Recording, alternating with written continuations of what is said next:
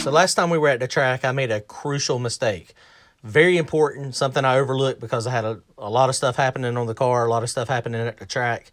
I had the rear suspension, the rear shocks set up for tracks that were not really sticky.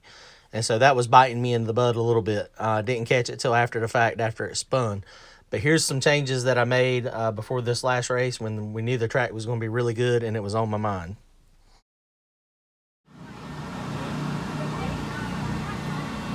Okay, so one of the changes we're going to make today, the track is going to be really sticky. I've got QA1 double adjustable shocks on the back. So you got compression and rebound adjustable. I'm going to stiffen it all up. Typically, you know, when you get on a really tight track, when the track is really good, it's really sticky, then you throw a lot more power to it. And the anti-squat's working, it's trying to separate, but if it separates too fast, it's going to top out the shock and cause issues. So the way they were set up before, I had them on compression on 15 from dead soft, and the rebound or extension was on 10 from dead soft. And so that was causing it to separate pretty quickly and pretty violently. So I'm going to tighten all that up. Right now it's pretty easy. These things simply have clickers on them, and they just click.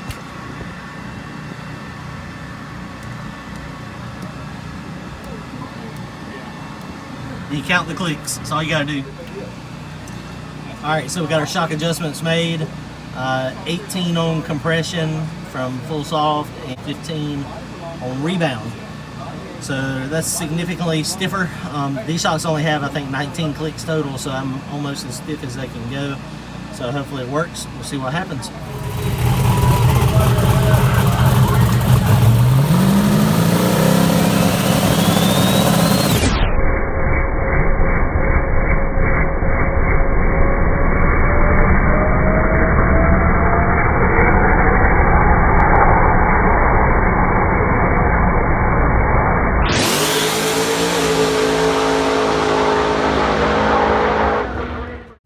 So usually if you're on a track that is really sticky and you're going to throw a bunch of power to it, you need the extension to be set pretty firm and the compression as well. With this setting, the shock will allow the rear end to slowly separate from the body so it does not crush the tire and kill it. The tight compression will also keep the tire planted. All shocks will have a baseline setting. Start at that baseline, review the data in the video, and make adjustments. Usually if the track is not as sticky, the extension or rebound needs to be softer. This will allow the rear end to plant the tire more firmly and hopefully get it stuck to the ground. Something else to be aware of, some shock companies give you their baseline settings from full stiff. So just make sure you're aware of that before you do your adjustments. There will also come a time as your car progresses where the ET speed up and the horsepower increases that you will need a custom valve shocked. So that is something to keep in mind. These shocks will be tuned for your specific car and will be much easier to tune. Something else to be careful of when this car separates, if you'll notice, there's hardly any shock extended out. Almost all of the bar is down in the body of the shock. So what's going to happen with that, it's going to allow it to separate. So this is the way you would set it up for a drag radial. If you were using a slick, it would be the opposite. The shock would be mostly extended and it would collapse when the car took off. So when setting ride height, be sure not to just use the spanner wrench and run the spanners up the body of the shock.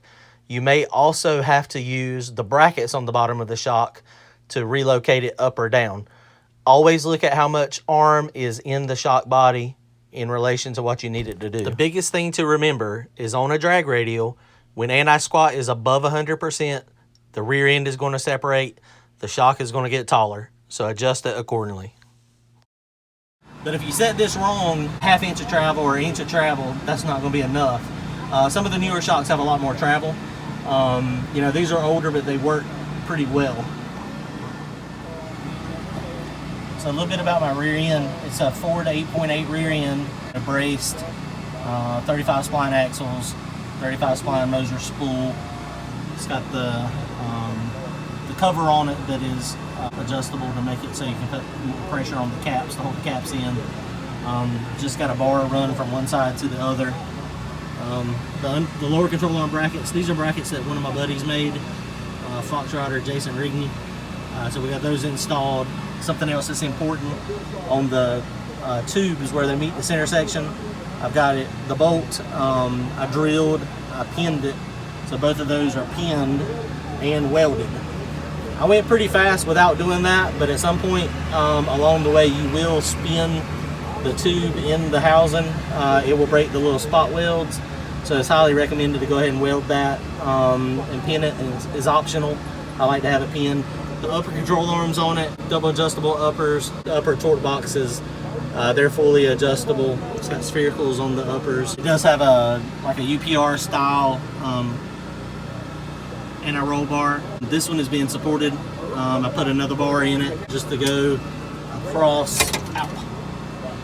I put another bar in it to go across from side to side and put, you know, updated, heavier duty arms on it. These arms are pretty good. Something to make sure you do when you have you always got to make sure when you're adjusting it, you got a proper way. I mark mine with the grinder just so I know which one, how many turns, how many rounds. The way you set the anti-roll bar, it preloads the suspension and it will help drive the car. For instance, if you take off and the car drives a little bit to the left, then you have to make an anti-roll bar change. I usually go one turn at a time. So what I will do is, if it goes to the left, then on the left side, you make it one round longer, and that will try to push the car back around. Generally, you don't want to go more than a couple turns. If you have to go more than a couple turns, you know, sometimes you need to do a rear steer adjustment, actually adjust the rear end in the car so that it is pointed a little sideways, but usually there again, it's not, you don't do it much. So little changes on that makes a big difference. That's the basics of my rear end. So it's really amazing what a few clicks on those shocks can do. Keep notes, keep track of what you're doing. Don't forget to adjust them often. All tracks are different, so they're going to require different adjustment. Don't forget to comment, like, and share. Make sure you get you some wind lights. Thanks for watching.